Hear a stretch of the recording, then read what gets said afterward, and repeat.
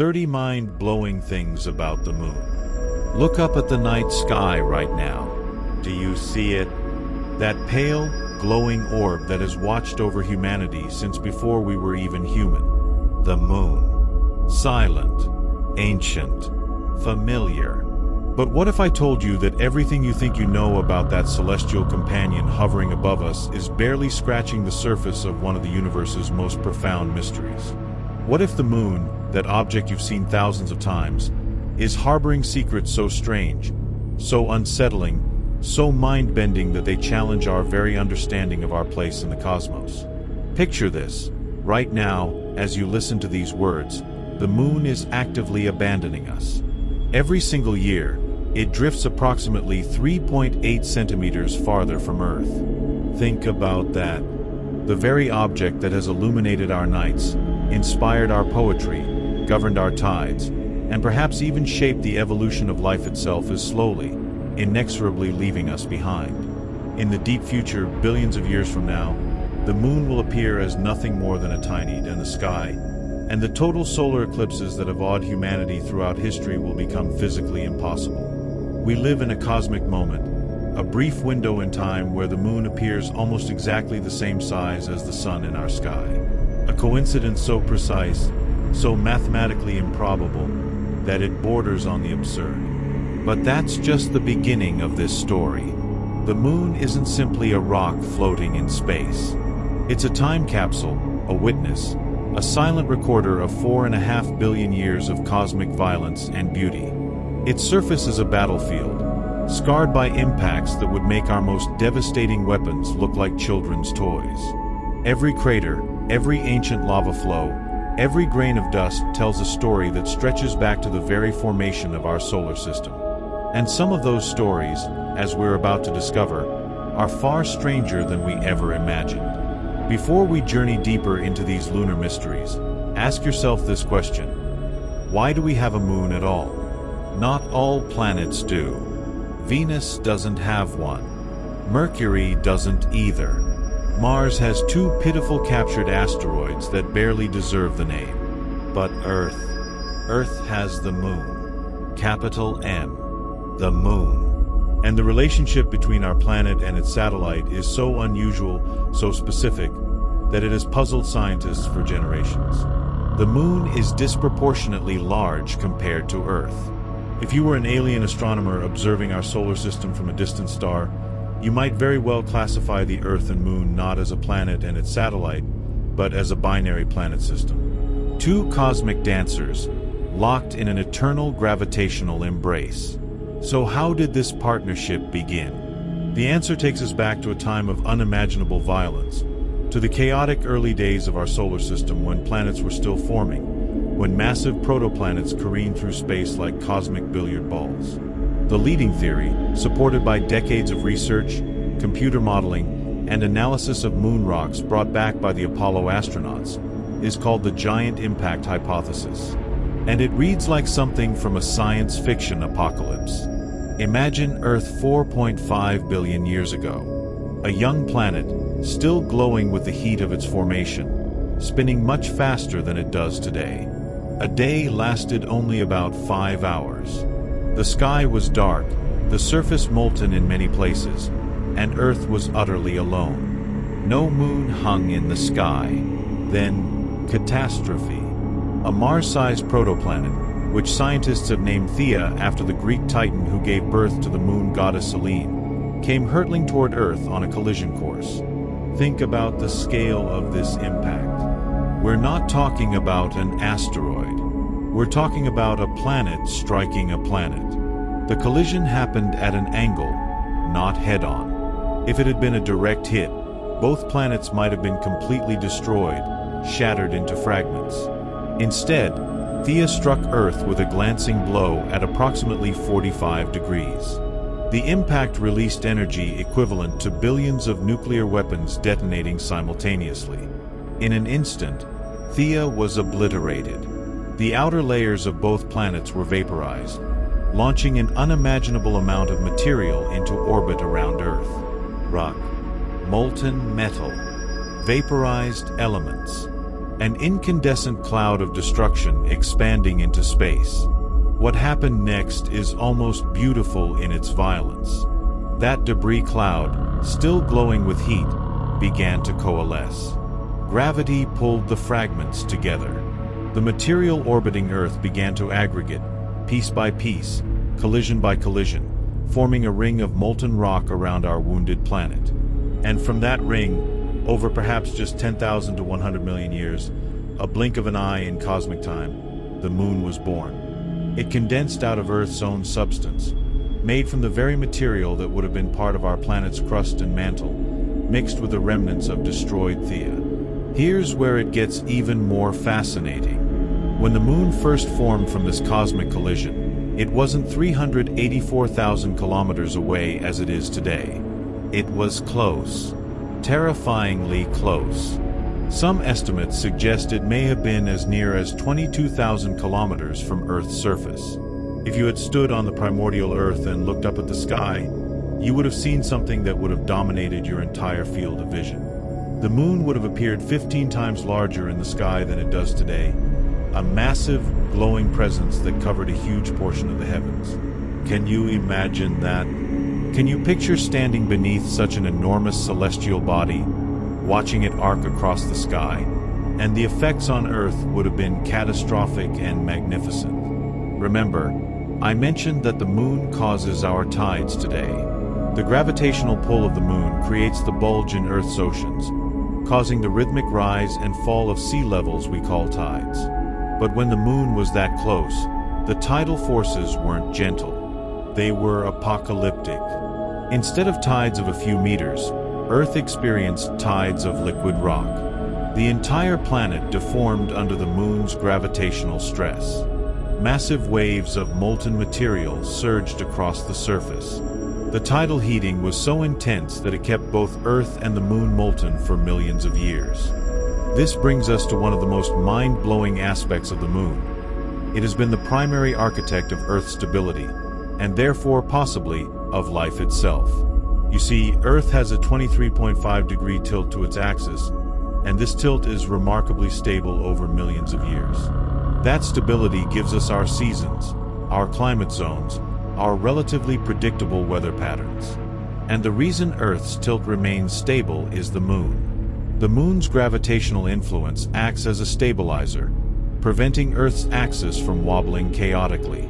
Want to know what happens to a planet without a large moon? Look at Mars. Mars has an axial tilt that varies wildly over timescales of millions of years, swinging from near 0 degrees to potentially 60 degrees or more.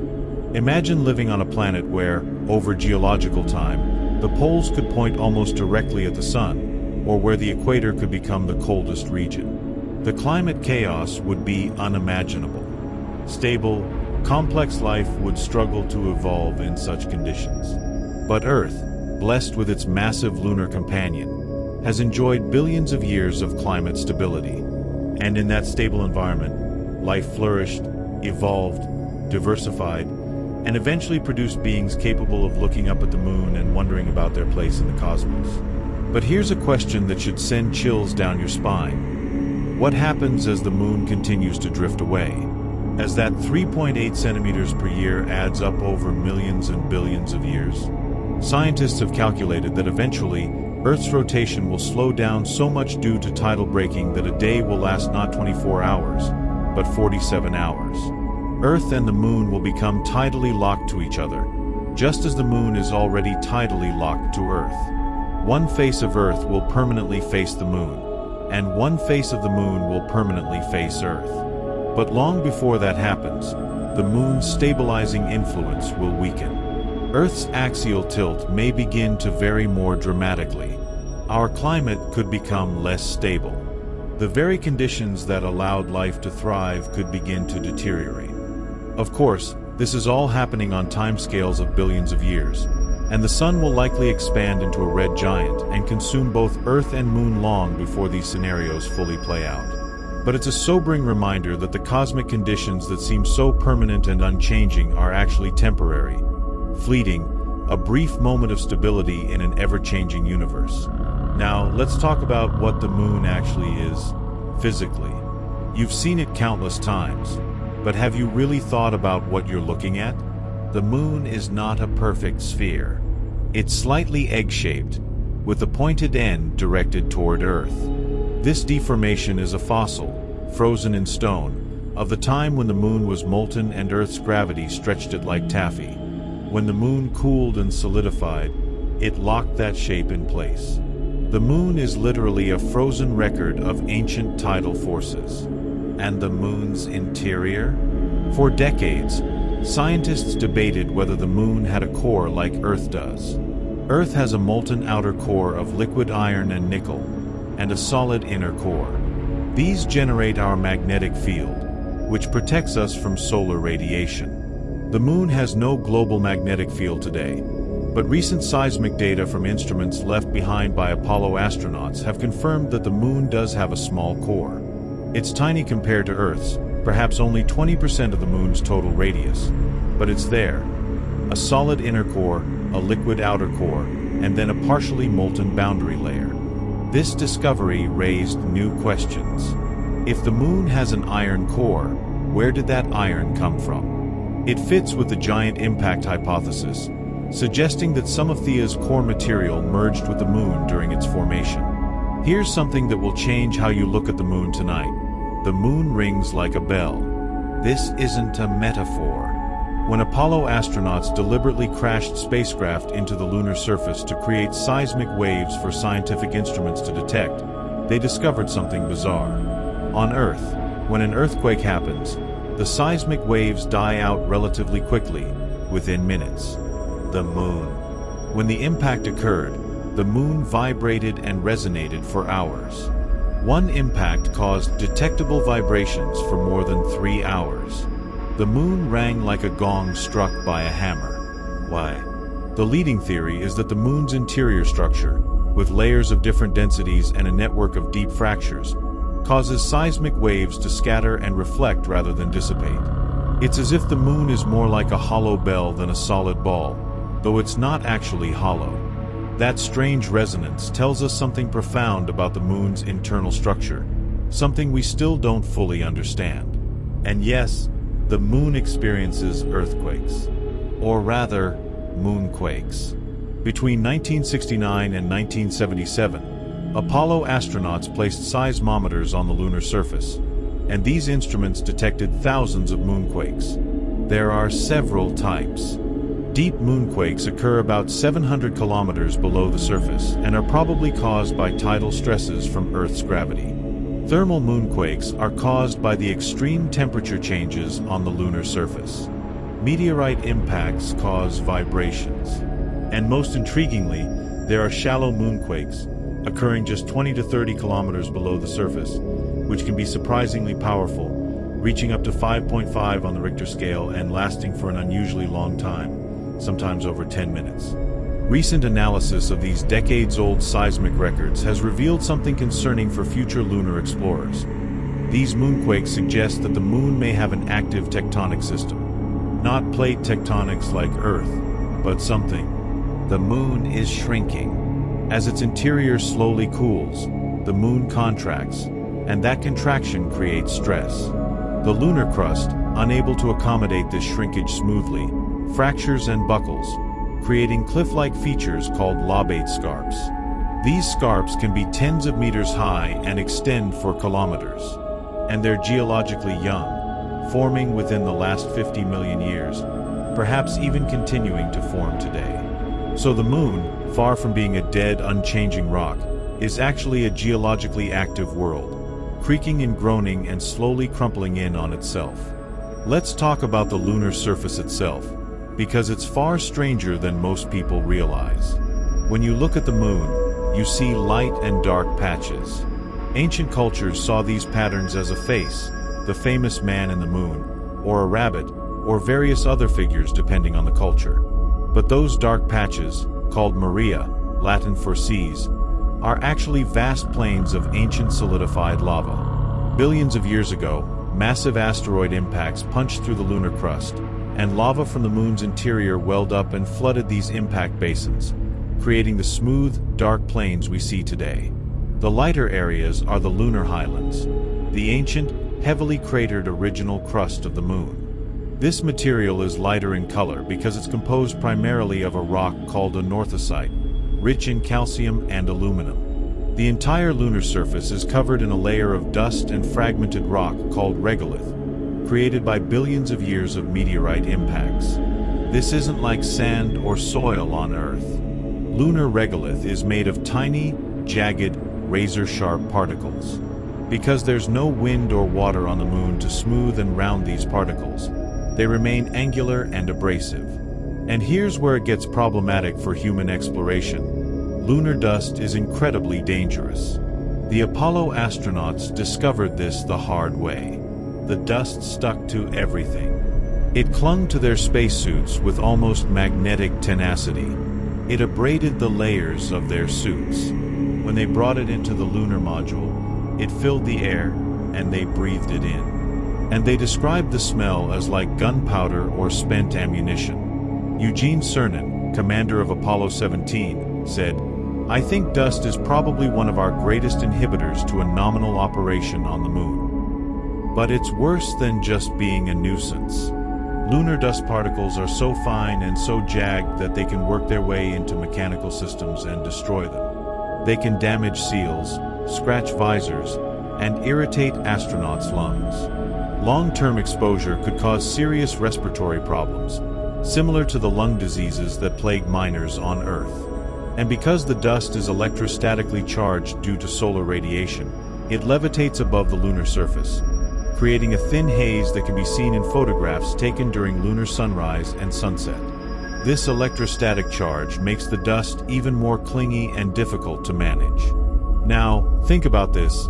Every single footprint left by the Apollo astronauts is still there, perfectly preserved. In fact, those footprints will remain visible for millions of years. Why?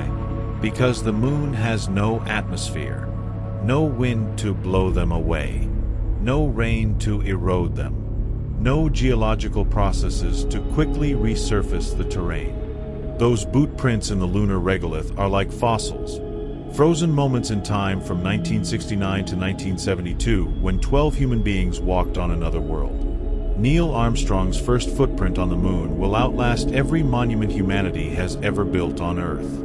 Isn't that staggering? Long after the pyramids have crumbled to dust, long after every city on Earth has been reclaimed by nature or destroyed by time, those footprints will remain, silent testimony to the moment when humanity first stepped beyond our world. The absence of an atmosphere creates conditions on the Moon that are almost unimaginably extreme. During the lunar day, which lasts about 14 Earth days, temperatures on the surface can reach 127 degrees Celsius, hot enough to boil water.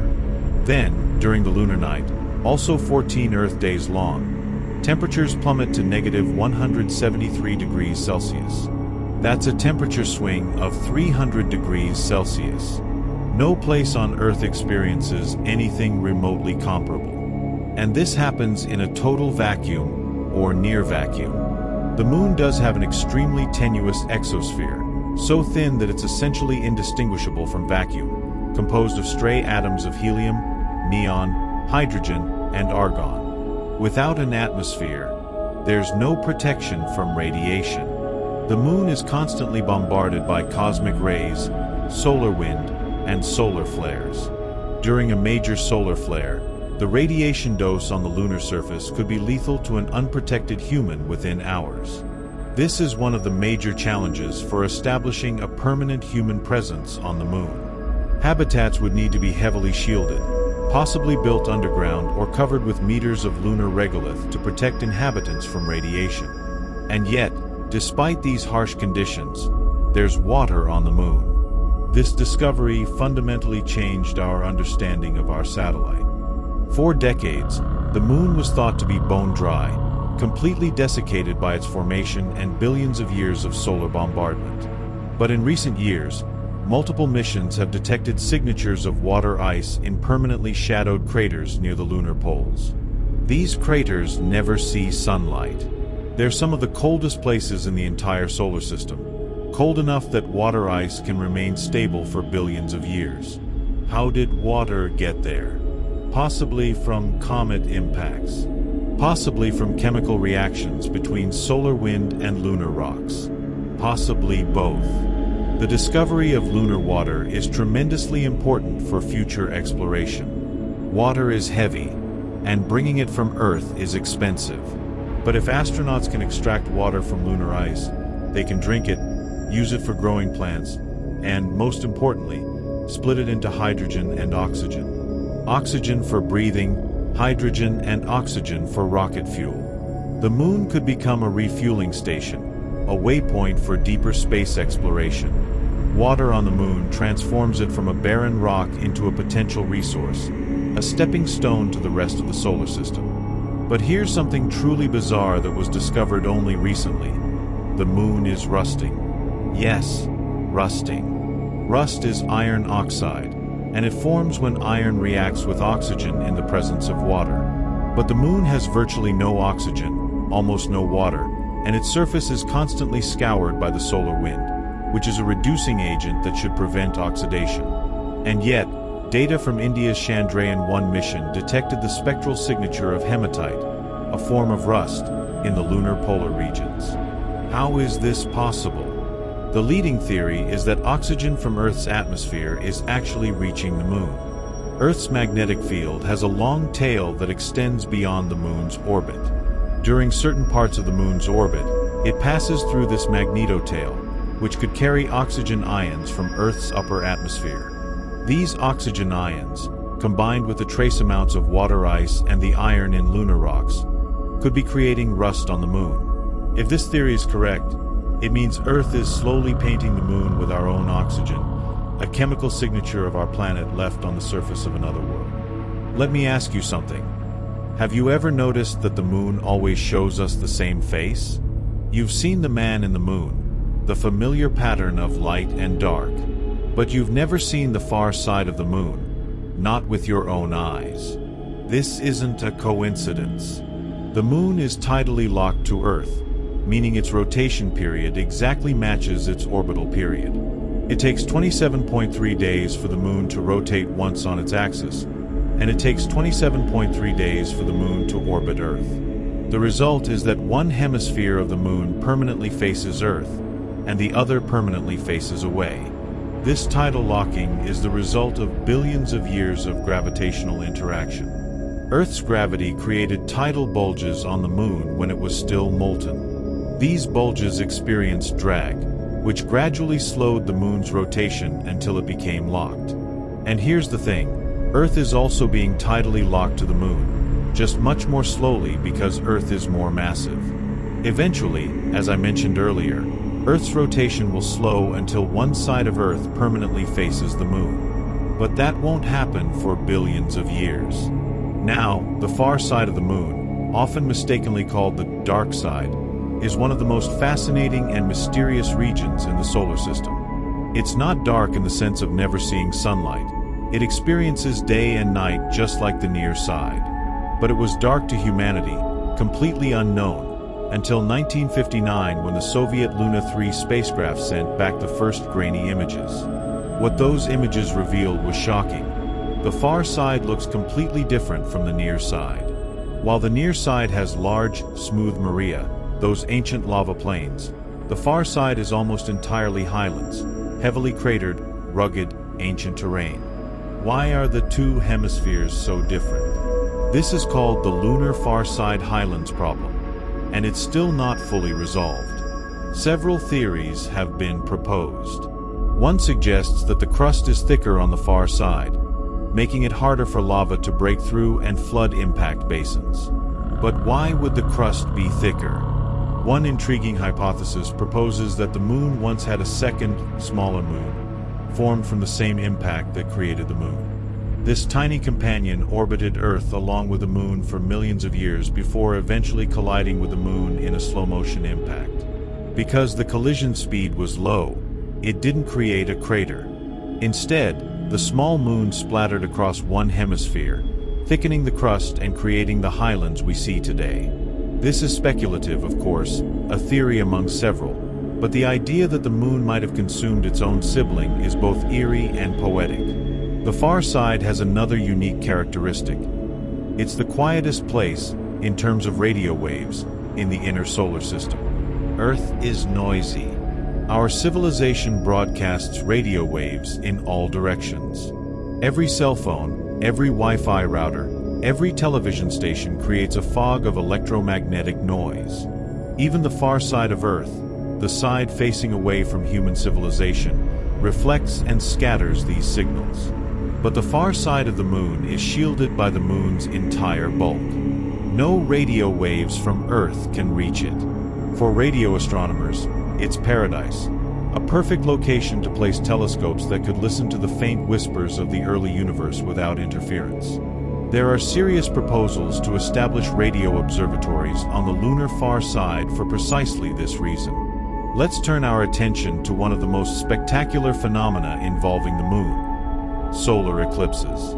A total solar eclipse occurs when the moon passes directly between Earth and the sun, blocking the sun's light and casting a shadow on Earth. Total solar eclipses are among the most awe-inspiring natural events a human can witness.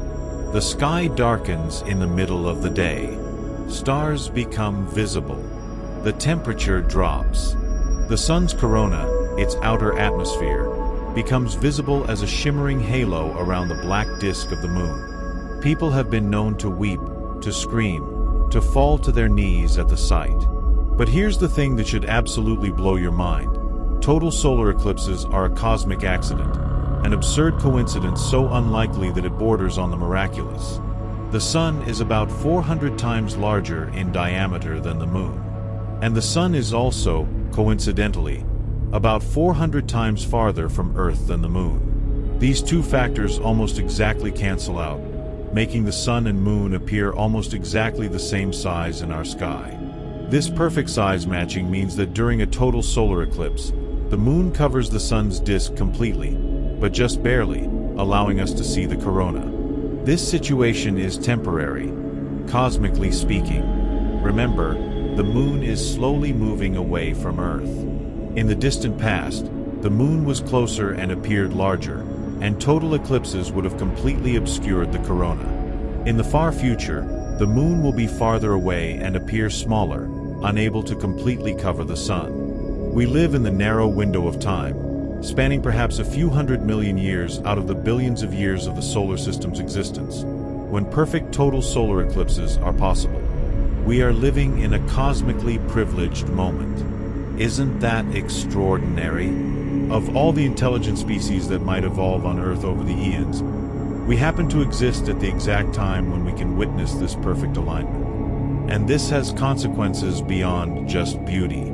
Total solar eclipses allowed scientists to make discoveries that changed our understanding of the universe. It was during the total solar eclipse of 1919 that Sir Arthur Eddington measured the bending of starlight by the sun's gravity, providing one of the first experimental confirmations of Einstein's theory of general relativity. Without total solar eclipses, that measurement would have been impossible. The sun's glare would have obscured the stars. The moon, in its cosmic dance, became an instrument of scientific revelation. Now let's explore something truly strange: transient lunar phenomena. For centuries, observers have reported brief flashes of light on the moon, strange glowing regions, obscured areas, color changes. These reports were often dismissed as observational errors or tricks of the eye. But there are too many reports, from too many credible observers, dating back hundreds of years, to dismiss entirely. In some cases, multiple observers in different locations reported the same phenomenon at the same time. What could cause these mysterious lights and glows? Several explanations have been proposed. Meteorite impacts could create brief flashes. Outgassing from the lunar interior, where pockets of gas escape through cracks in the surface, could create temporary clouds of dust that reflect sunlight differently. Electrostatic levitation of dust could create glowing regions. Some scientists speculate that radon gas, which is radioactive, might be released and cause fluorescence in lunar dust. But the truth is, we don't know. Transient lunar phenomena remain one of the enduring mysteries of lunar science, unexplained lights on a world we've actually visited. There's also the mystery of lunar swirls. These are bright, sinuous patterns on the lunar surface that look like someone took a paintbrush and created flowing, curving designs. They're visible in photographs as lighter-colored regions winding across the darker Maria. Unlike most features on the Moon, they don't have any topographic relief. They're not raised or depressed. They're purely albedo features, differences in brightness, and they're associated with localized magnetic fields. Remember, the Moon has no global magnetic field, but in these regions, there are small, intense magnetic anomalies. How did these form? One theory suggests that these are the remains of ancient comet impacts.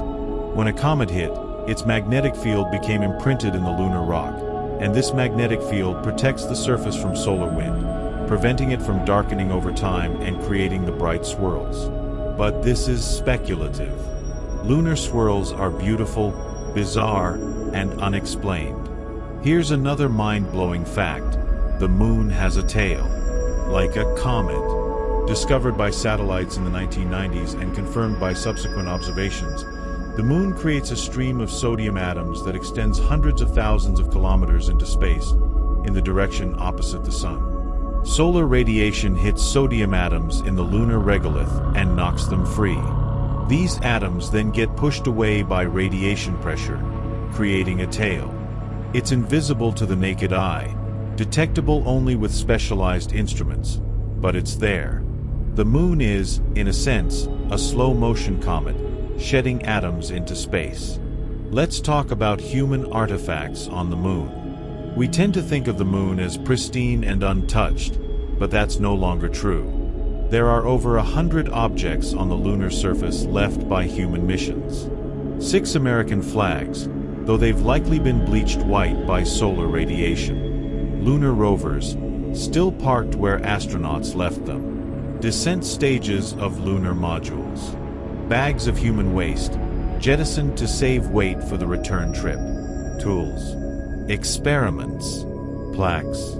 Family photos.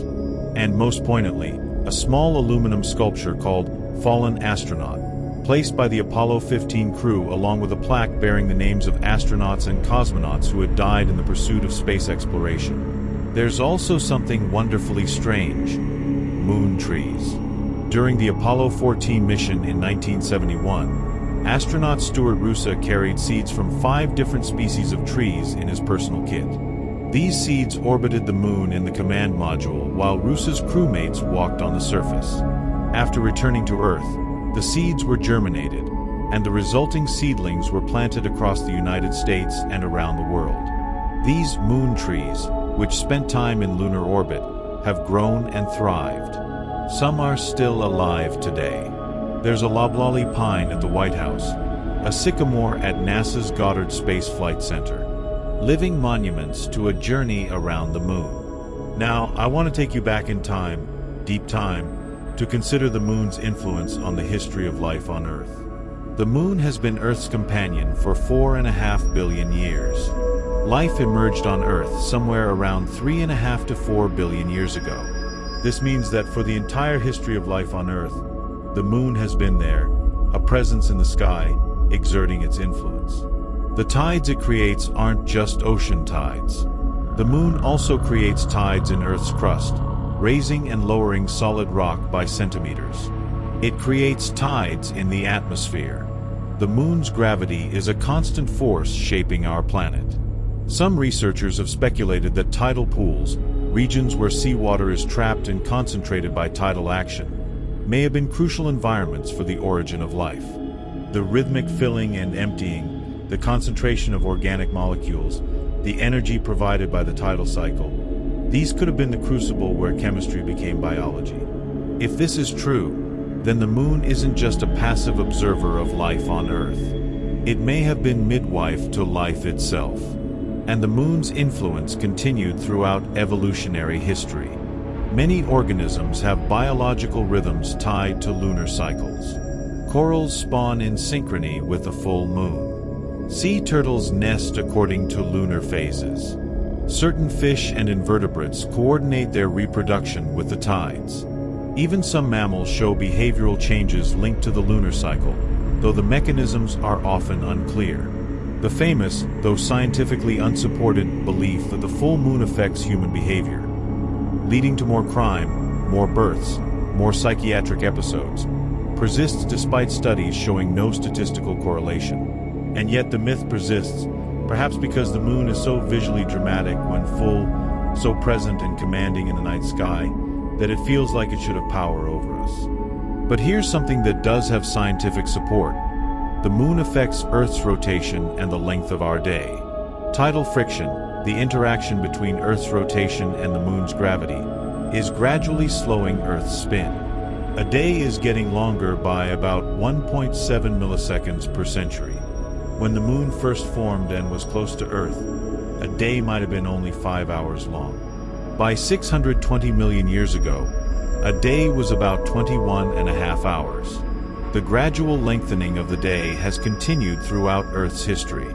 Ancient corals, which lay down daily and yearly growth rings like tree rings, provide evidence for this. By counting the rings, paleontologists can determine how many days were in a year at different points in the past, and the numbers confirm that days have been getting longer. This has implications. Many biological processes are tied to circadian rhythms, roughly 24-hour cycles. Did life evolve these rhythms to match the day length, which then changed gradually enough that organisms could adapt? It's a fascinating interplay between astronomy and biology, a reminder that life on Earth is influenced by cosmic forces in subtle and profound ways. Let's consider the future. Humanity is planning to return to the moon. NASA's Artemis program aims to land astronauts on the lunar surface in the coming years, including the first woman and the first person of color to walk on the moon. But this time, the goal isn't just a brief visit. The plan is to establish a sustainable presence, including a lunar space station called Gateway and surface habitats that could support astronauts for extended periods. Why return to the moon? There are scientific reasons. Studying the moon's geology, searching for resources, using the moon as a platform for astronomy. There are economic reasons, extracting valuable materials, potentially rare earth elements or helium-3, an isotope that could be used in future fusion reactors. There are strategic reasons, establishing presence and capability in cislunar space. And there are inspirational reasons, pushing the boundaries of human exploration, demonstrating what we can achieve when we set ambitious goals. But establishing a permanent lunar presence will be extraordinarily challenging. The radiation problem, the dust problem, the extreme temperatures, the isolation, the psychological stress. Astronauts on the moon will be living in an environment that is utterly hostile to human life, where a suit puncture or habitat breach could mean death within minutes. They'll be farther from help than any human has ever been. A medical emergency on the moon can't be solved by calling an ambulance.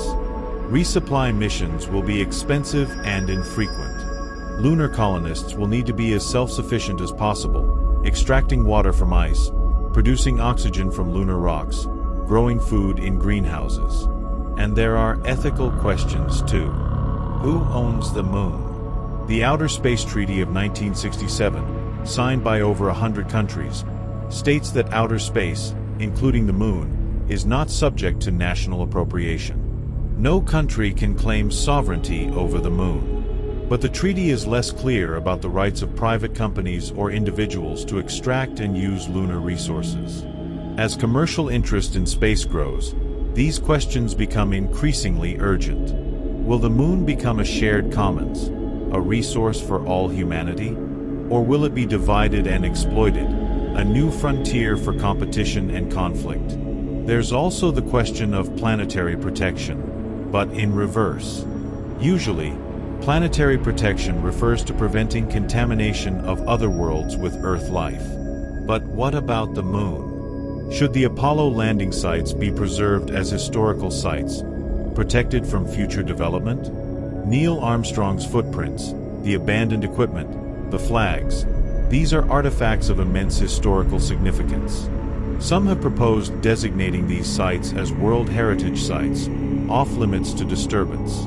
But enforcing such protections in the absence of a global space governance authority is challenging. Let me share with you one of the most haunting ideas about the moon. The idea that it holds answers to questions about Earth's history that we can no longer answer by studying Earth itself. You see, Earth is geologically active. Plate tectonics constantly resurface the planet, subducting old crust and creating new. Erosion wears down mountains. Sedimentation buries the past. The oldest rocks on Earth, tiny zircon crystals from Australia, are about 4.4 billion years old.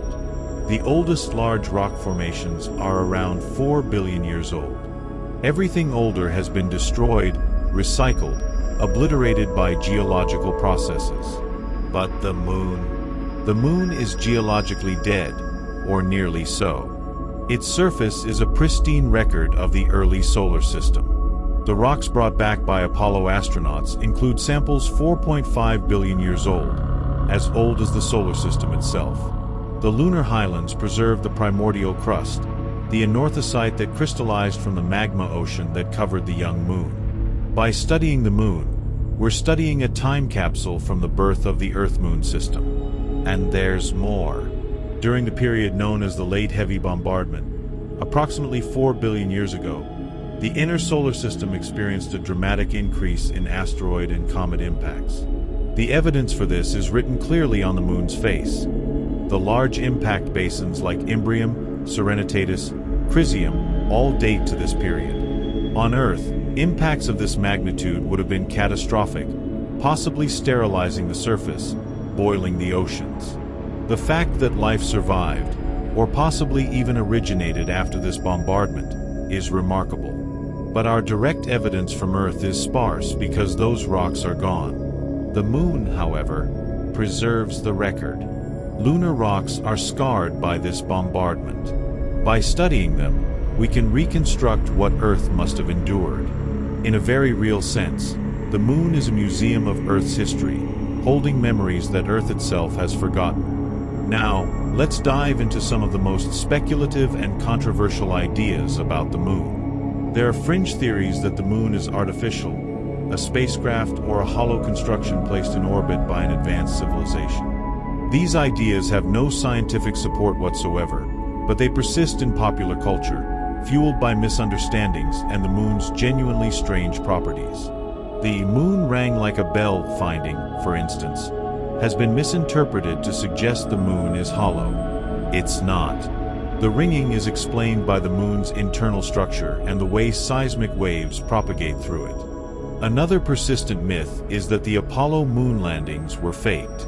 Despite overwhelming evidence, including hundreds of kilograms of moon rocks, thousands of photographs, hours of video, testimony from hundreds of thousands of people who worked on the program, and independent verification from other countries, some people believe the landings were staged. This conspiracy theory has been debunked countless times, but it endures. Why? Perhaps because the moon landing was such an extraordinary achievement that it seems almost too incredible to be true. Perhaps because distrust of government and institutions has grown. But the landings were real. 12 human beings walked on the moon between 1969 and 1972. And we've never gone back since. That fact itself is eerie, isn't it? We achieved something so monumental, and then we stopped. The last human to walk on the moon, Eugene Cernan, left the lunar surface on December 14, 1972. That's over 50 years ago. No one alive today has walked on the moon since then. Why did we stop? The answer is complex.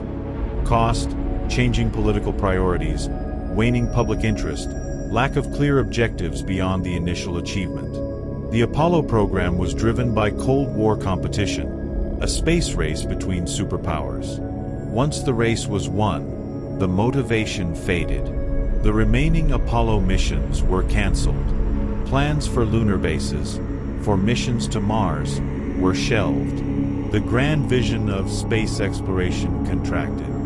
And the moon, which for a brief moment had been within humanity's reach, receded again into the distance. But perhaps that's about to change. The renewed interest in lunar exploration, not just from governments but from private companies, suggests that we may be on the cusp of a new era. Companies are developing lunar landers, rovers, and resource extraction technologies. Nations that weren't part of the original space race, like China, India, Israel, and the UAE, are sending missions to the moon. China, in particular, has been highly successful, landing rovers on both the near and far sides and even returning samples from the lunar surface. Imagine a future where there's a permanent settlement on the moon, a base inhabited year-round by scientists, engineers, miners, perhaps even families. Imagine looking up at the moon and knowing that there are people there, looking back at Earth, seeing our blue planet hanging in their sky the way we see the moon in ours. Imagine lunar industries, factories processing lunar materials in the low gravity and vacuum of the moon, creating products that would be difficult or impossible to make on Earth. Imagine tourists visiting the moon, staying in lunar hotels, looking out at the stark, magnificent landscape. It sounds like science fiction, but the technology to make this happen exists or is being developed. The challenges are immense, but they're not insurmountable. Within the lifetime of people alive today, the moon could transform from a distant object of wonder to a place where humans live and work. And then there are the deeper, more philosophical questions. What does it mean to be a species that has touched another world? How does it change our perspective, our sense of identity? The astronauts who went to the moon often speak of the overview effect, the profound shift in awareness that comes from seeing Earth from space, seeing it as a whole, a fragile oasis in the void. No national boundaries are visible from space. No divisions of race or religion. Just one planet, one home, shared by all of us. Edgar Mitchell, who walked on the moon during Apollo 14, described a profound sense of interconnectedness, an epiphany that the molecules of his body and the molecules of the spacecraft and the molecules of his fellow astronauts had been created in ancient stars. We are stardust, he realized, in a visceral, undeniable way. This perspective, this cosmic consciousness, could be one of the greatest gifts of space exploration. But there's also a sense of melancholy, of loss. The moon, which for all of human history has been mysterious, unreachable, a source of wonder and myth, is becoming known. Each discovery, each answered question, dispels a little bit of the mystery. This is the bittersweet nature of exploration. We seek to understand, and in understanding, we lose the magic of the unknown. The moon that inspired poets and lovers, the moon of myth and legend, is being replaced by the moon of geology and physics. Is that a tragedy? Or is it simply the inevitable consequence of curiosity, of the human drive to explore and understand? I would argue that the knowledge doesn't diminish the wonder, it deepens it. Yes, we now know that the moon is a ball of rock, formed in violence, sculpted by impacts, slowly cooling and shrinking. But that story, that true story, is more awe-inspiring than any myth. The moon is a witness to 4.5 billion years of cosmic history. It's a relic of the chaotic birth of our planet. It's the reason our world is stable enough for complex life. It's a stepping stone to the stars. Knowing these things doesn't make the moon less magical. It makes it more precious. Consider this. Right now, photons from the sun are striking the lunar surface, illuminating it. Some of those photons bounce off and travel across the 384,000 kilometers of space to your eyes. When you look at the moon, you're seeing it by reflected sunlight, yes, but you're also engaging in an act of cosmic connection. The moon is ancient, but the light you see is only about a second old, having just made the journey from the moon to you. You are connected by light, by gravity, by shared history, to that distant world. The moon raises the tides in Earth's oceans right now, even as you listen to this. Every 12 hours, the bulge of water follows the moon's position in the sky. Coastal regions experience high tide when they're aligned with the moon, low tide when they're perpendicular. This has been happening for billions of years. A rhythmic pulse, a cosmic heartbeat. Organisms evolved in tune with this rhythm. Even today, even in our modern, technological world, the tides matter. They dictate ship schedules, affect fishing, shape coastlines, generate renewable energy through tidal power plants. And the moon continues its slow retreat. 3.8 centimeters per year. If you live for 80 years, the moon will have moved away about 3 meters during your lifetime. You won't notice, of course. The change is far too small to perceive. But it's happening inexorably. The moon that rose over the primordial Earth is not the moon we see today, and the moon our distant descendants see, if any remain, will not be the same moon either. Everything changes. Even the constants of the night sky are temporary. Let's return to some more astonishing facts. The moon's craters are named, as you might know, after scientists, scholars, and explorers. Copernicus, Tycho, Kepler, Archimedes. But there are also craters named after more recent figures, including astronauts who died in the pursuit of space exploration. The 3 Apollo 1 astronauts, Gus Grissom, Ed White, and Roger Chaffee, who perished in a launchpad fire, have craters named after them near the Apollo 1 landing site. The 7 Challenger astronauts and 7 Columbia astronauts also have lunar craters bearing their names. The moon has become a memorial, a place where we honor those who gave their lives reaching for the stars. There's a crater on the far side named after Eugene Shoemaker, a geologist who trained the Apollo astronauts and yearned to go to the moon himself but couldn't due to medical issues. When he died in a car accident in 1997, some of his ashes were placed aboard the Lunar Prospector spacecraft, which was deliberately crashed into a crater near the moon's south pole. Eugene Shoemaker is the only human whose remains rest on another world. His ashes are scattered in a crater, a final resting place among the ancient rocks he dedicated his life to studying. Here's another strange fact. There are over 100 bags of human feces on the moon. The Apollo astronauts, to reduce weight for the return journey, jettisoned waste bags before liftoff. These bags, containing fecal matter, urine, and vomit, have been sitting on the lunar surface for over 50 years. And here's the wild part. Some scientists want to go back and retrieve them. Why? Because they want to know if any microbes from the astronauts' gut survived.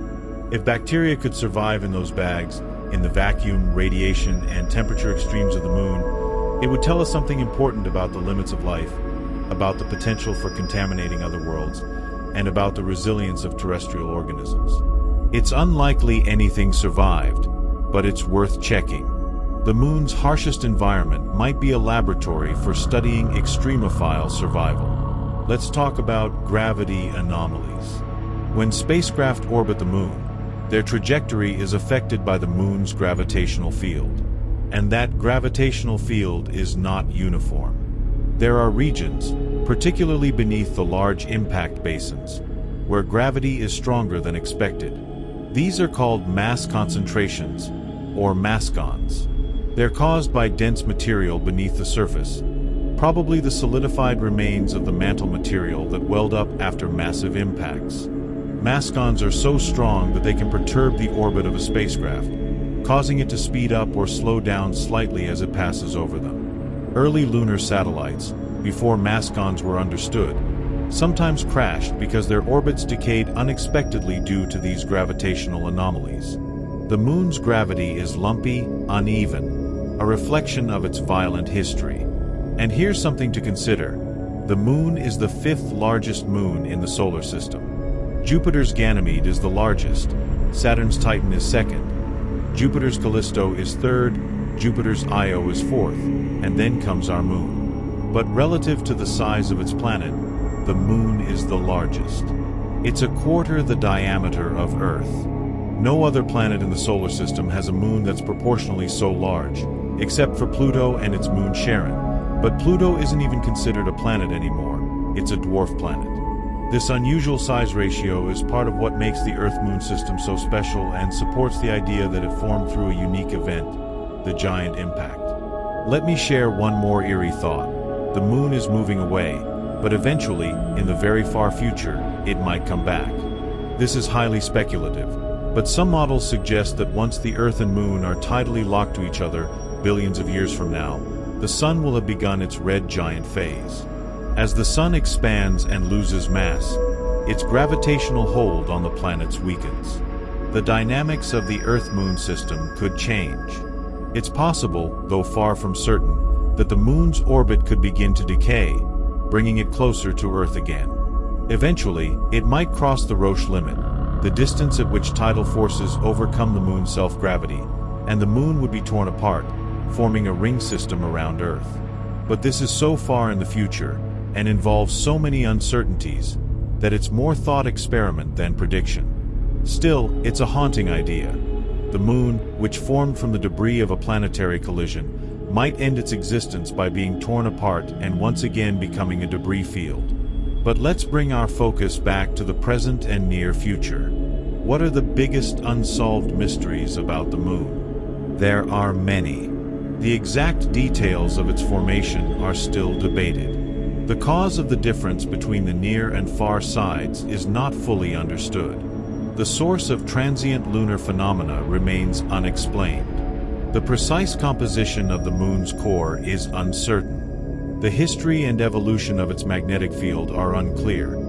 The Moon once had a much stronger magnetic field billions of years ago, but it shut down. Why? We don't know. And there are practical mysteries too. How can we best extract and use lunar resources? What are the long-term health effects of living in 1/6 Earth's gravity? How do we protect astronauts from radiation during extended stays? Can we build structures using lunar materials? Perhaps 3D printing habitats from regolith? These are questions that will be answered in the coming decades as we return to the Moon. One fascinating proposal is the idea of a lunar ark, a repository of Earth's biological and cultural heritage stored on the Moon. The Moon is geologically stable, and information stored there could potentially last for millions of years. Imagine a vault containing DNA samples, seeds, digital archives of human knowledge, art, music, literature, all preserved on the Moon as a backup for Earth. If catastrophe struck our planet, future civilizations, human or otherwise, might one day go to the Moon and recover the lost knowledge of their predecessors.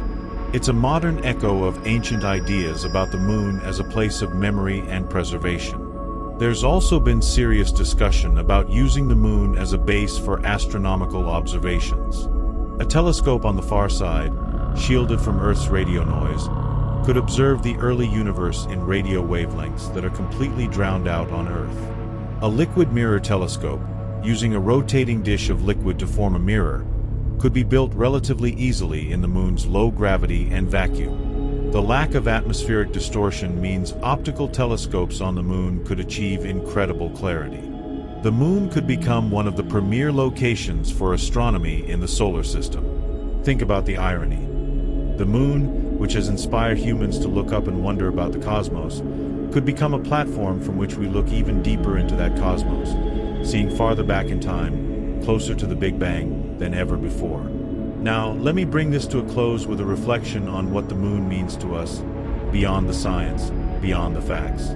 The Moon is humanity's companion. It has been there for every moment of our existence. It hung in the sky above the first humans in Africa. It lit the nights of ancient civilizations, guided travelers, marked the passage of time. It inspired the first calendars. The word month comes from moon. It features in the mythology of every culture. The Chinese legend of Chang'e, the Greek Artemis and Selene, the Roman Diana, the Hindu Chandra, the Japanese Tsukuyomi. It's tied to werewolves, lunacy, the word itself derived from luna. It represents femininity and cycles in many traditions, linked to the menstrual cycle, which is close to the lunar month in length, though this is likely coincidental. The Moon has been a muse for artists. Beethoven's Moonlight Sonata, Debussy's Clair de Lune, countless paintings, poems, songs. Fly Me to the Moon, Blue Moon, Moon River. The Moon is romance. Lovers meeting under the moonlight, moonlit walks, The honeymoon. The moon is mystery and madness, the full moon casting shadows and stirring imaginations. It's a symbol so deeply embedded in human culture that it's impossible to disentangle. And now, in the modern age, the moon is also achievement. It's the destination of humanity's greatest journey. When President Kennedy said, "We choose to go to the moon," he was articulating an audacious dream, a challenge that seemed almost impossible. And we did it. We went to the moon. We walked on its surface. We looked back at Earth and saw ourselves as one species on one planet. That achievement stands as a testament to what humanity can accomplish when we work together toward a common goal. But the moon is also a reminder of fragility. The Earth, seen from the moon, is a small, beautiful, delicate sphere hanging in the void.